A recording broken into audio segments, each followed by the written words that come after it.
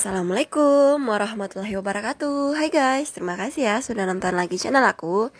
Jadi di video kali ini kita akan bahas mengenai salah satu materi administrator kesehatan sesuai dengan kisi-kisi yang dikeluarkan oleh Permen Pan RB, yaitu mengenai pengorganisasian kebijakan program kesehatan.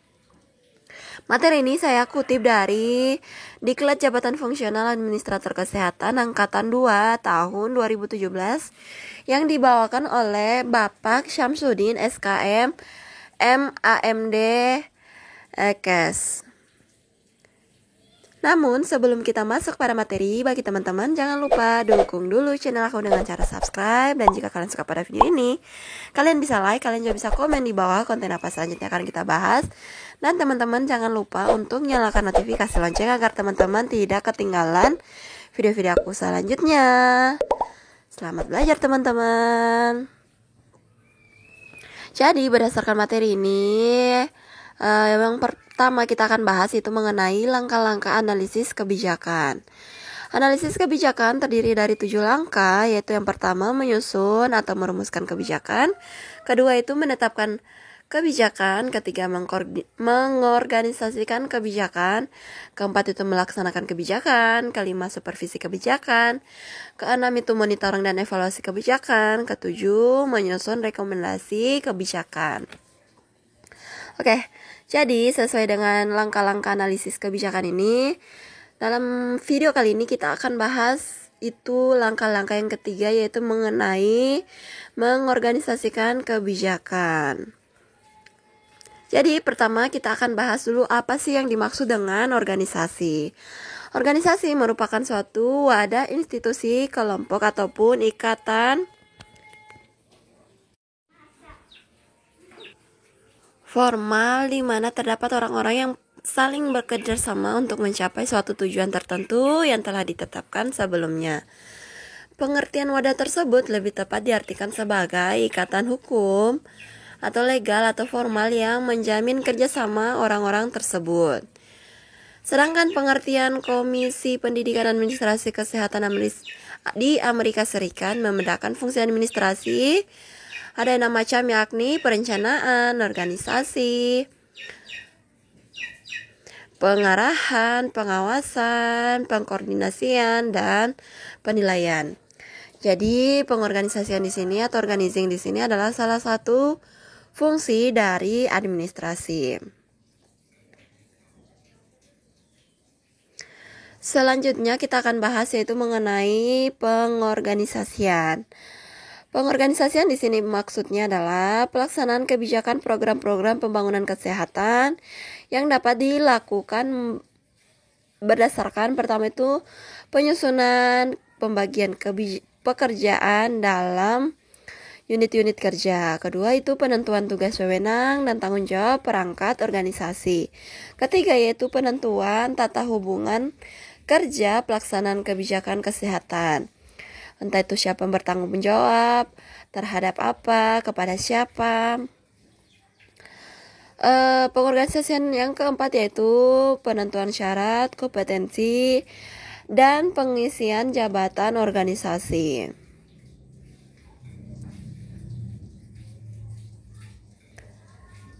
Wewenang maksudnya di sini adalah hak seorang pejabat mengambil tindakan dalam rangka pelaksanaan tugas dan fungsi, sedangkan tanggung jawab itu maksudnya kesanggupan seseorang aparat untuk menyelesaikan tugas yang dipercayakan kepadanya dengan sebaik-baiknya, tepat waktu, dan berani memikul resiko atas keputusan yang diambil atau yang dilaksanakan. Setelah kita bahas organisasi dan pengorganisasian, selanjutnya itu adalah fungsi administrasi. Dalam praktek sehari-hari, untuk memudahkan pelaksanaannya, berbagai fungsi administrasi ini sering kita sederhanakan menjadi 4 macam. Yaitu pertama itu perencanaan atau planning, yang dalamnya itu termaksud penyusunan anggaran belanja. Kedua itu pengorganisasian atau organizing, yang di dalamnya termaksud dalam penyusunan staf. Sedangkan yang ketiga yaitu pelaksanaan atau implementing, yang di dalamnya itu termaksud pengarahan, pengordinasian, bimbingan, penggerakan, dan pengawasan. Dan Yang keempat itu adalah penilaian atau evaluasi yang di dalamnya termaksud penyusunan laporan. Jadi, salah satu strategi dari pengorganisasian ini adalah penyusunan staf. Oke, kita lanjut pada peran organizing pada implementasi kebijakan. Selanjutnya akan kita bahas itu adalah peran organizing pada implementasi kebijakan. Setiap kebijakan dibuat untuk dilaksanakan dan ditujukan kepada sasaran tertentu yang terkena dampak masalah. Pengorganisasian atau organizing berhubungan dengan siklus kebijakan mulai dari proses perumusan hingga evaluasinya. Pengorganisasian ini melalui tahapan sebagai berikut. Pertama yaitu penentuan jenis organisasi yang dibutuhkan. Kedua, pemilihan bentuk dan struktur organisasi. Ketiga, efisiensi atau keterwakilan. Ketiga yaitu penyusunan tugas, wewenang, serta tanggung jawab setiap tingkat pada struktur. Pengorganisasian yang keempat yaitu penentuan kebutuhan dan usaha organisasi untuk mencapai tujuan.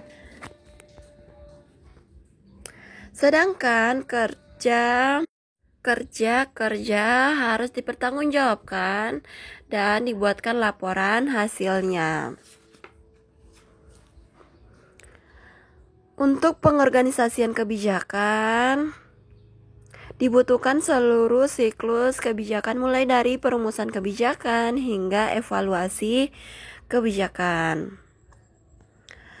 Jenis organisasi pada umumnya terdapat pada siklus kebijakan yang terdiri dari pertama itu tim perumus kebijakan, kedua tim pelaksanaan kebijakan atau tim teknis, ketiga yaitu tim pemantau, pengendali atau supervisi, dan tim pembina. Peran organizing pada implementasi kebijakan. Pada umumnya, organisasi pada kebijakan terbentuk tim atau kelompok kerja dengan spesifikasi sebagai berikut. Tim yang pertama itu namanya tim perumus, terdiri dari para pakar keilmuan yang di bidangnya dan para birokrasi yang berpengalaman. Tugasnya itu untuk menyusun dan merumuskan draft kebijakan dalam bentuk naskah akademik.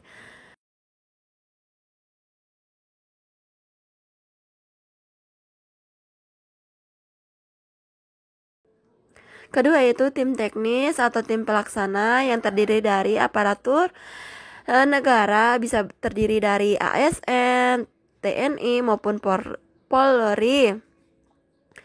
Tugasnya itu melaksanakan kebijakan yang telah digariskan oleh pimpinan sebagai tugas pokok dan fungsi atau tupoksi organisasi. Jadi peran serta ASN ini tergantung dari tugas dan fungsi mereka ya teman-teman, apakah itu ASN, apakah itu TNI, dan Polri. Semua ada tugasnya masing-masing sesuai dengan tugas pokok dan fungsinya. Tim yang ketiga itu ada yang namanya tim pemantau. Tim ini terdiri dari aparatur sipil negara, misalnya itu inspektorat, BPK, lembaga akreditasi, dan masyarakat yang bertugas menilai dan mengawasi pelaksanaan kebijakan sesuai dengan pedoman atau juknis kebijakan tersebut. Tim yang keempat itu adalah tim pembina yang terdiri dari unsur pimpinan instansi pelaksana kebijakan yang bertugas mengevaluasi dan memutuskan tindak lanjut kebijakan. Selanjutnya kita masuk pada prinsip-prinsip organisasi. Setiap organisasi memiliki prinsip agar dapat eksis.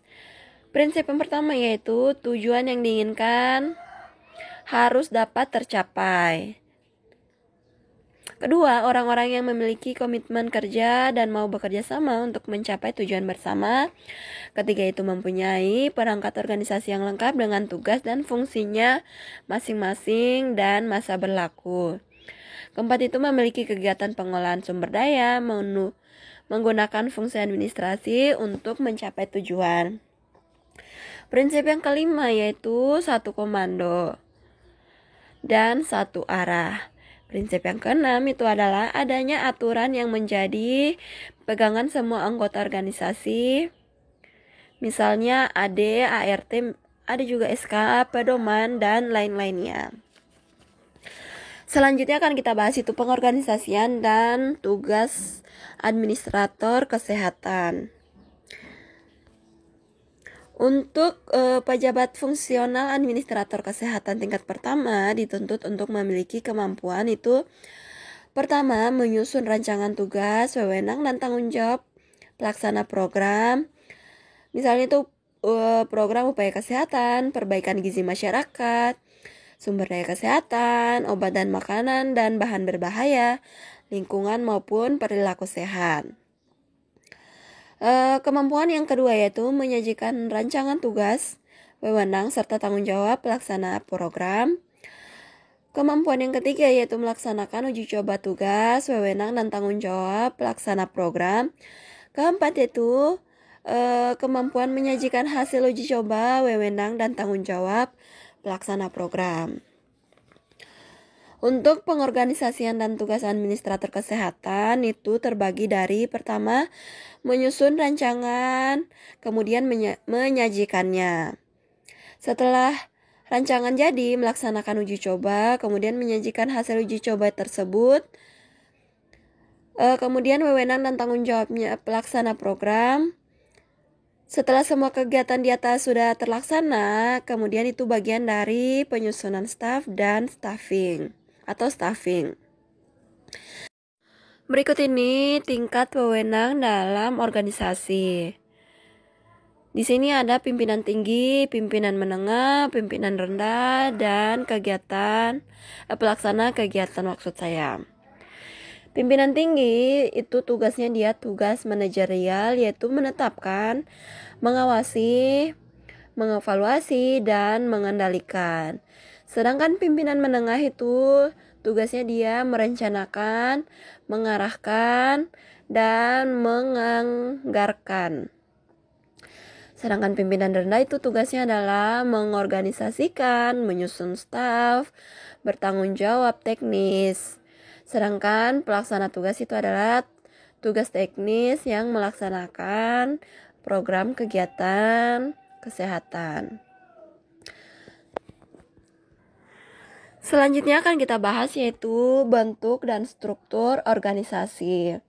Secara umum, struktur dari organisasi yang sederhana dan biasanya digunakan itu terdiri dari ketua, sekretaris, dan anggota dengan tugas biasanya itu sebagai berikut. Ketua adalah pimpinan dalam organisasi yang bertugas menjelaskan tujuan organisasi, peraturan-peraturan yang menjadi dasar bagi anggota kelompok, apa saja yang boleh dan tidak boleh dilakukan. Tugas ketua yang kedua yaitu membagi tugas sesuai dengan peran dan keahlian masing-masing anggotanya serta memotivasi anggota. Tugas ketua yang ketiga yaitu senantiasa membuka ruang diskusi dengan anggotanya untuk mendapatkan saran dan kritik dalam membangun organisasi. Tugas ketua yang keempat yaitu mengarahkan pelaksanaan tugas anggota agar berjalan sesuai dengan agenda yang telah dijadwalkan. Tugas ketua yang kelima yaitu merevitalisasi organisasi dan menyelesaikan konflik. Tugas ketua yang keenam itu adalah mempertanggungjawabkan kelompok atau organisasi yang dipimpinnya. Kemudian yang akan kita bahas setelah ketua ada yang namanya sekretaris. Sekretaris di sini tugasnya itu adalah penanggung jawab administratif yang bertugas pertama itu menyusun urusan persuratan, pengesahan, dan daftar kebutuhan organisasi. Tugas yang kedua itu adalah menyusun jadwal dan agenda organisasi. Tugas yang ketiga itu menyusun konsep surat, mempersiapkan kebutuhan rapat, menyusun hasil rapat, dan menyusun konsep laporan. Tugas yang keempat yaitu mengingatkan pimpinan terhadap pencapaian agenda kerja organisasi. Dan tugas yang kelima yaitu membantu tugas ketua jika berhalangan. Tugas sekretaris yang keenam yaitu bertanggung jawab langsung kepada ketua. Selanjutnya akan kita bahas itu adalah anggota. Anggota adalah orang-orang yang memiliki spesifikasi atau spesialisasi dan mengisi bidang-bidang organisasi dengan tugas sebagai berikut. Pertama itu melaksanakan tugas yang dibebankan sesuai dengan kemampuan atau keahlian yang dimiliki dengan penuh semangat. Kedua, tugasnya itu melaksanakan tugas dengan mengikuti jadwal yang telah ditetapkan secara disiplin. Ketiga, bekerja sama dengan anggota kelompok lain untuk mencapai tujuan bersama yang telah disepakati. Kemudian itu senantiasa mengkonsultasikan dengan ketua terkait permasalahan dalam pelaksanaan tugas organisasi. Dan yang kelima yaitu bertanggung jawab langsung kepada ketua. Selanjutnya itu adalah pengorganisasian pada kebijakan kesehatan. Berbagai kebijakan di bidang kesehatan yang bisa dijadikan sebagai contoh pengorganisasian yaitu yang pertama yaitu Kepmenkes RI nomor 19 tahun 2002 tentang Juknis Adminkes. Kedua yaitu Permenkes RI nomor 33 tahun 2015 tentang pedoman perencanaan kebutuhan SDMK. Ketiga yaitu Permenkes RI nomor 46 tahun 2013 tentang registrasi tenaga kesehatan. Dan yang keempat itu Permenkes RI nomor 49 tahun 2016 tentang pedoman teknis pengorganisasian di Dinas Kesehatan Provinsi dan Kabupaten Kota yang membagi tipologi Dinas Kesehatan Kabupaten Kota. Mungkin sekian dulu video saya kali ini tentang pengorganisasian kebijakan program kesehatan. Semoga video ini bermanfaat ya buat teman-teman. Sukses buat SKB-nya. Semoga dimudahkan. Sampai jumpa di video selanjutnya. Tetap semangat dalam belajar teman-teman.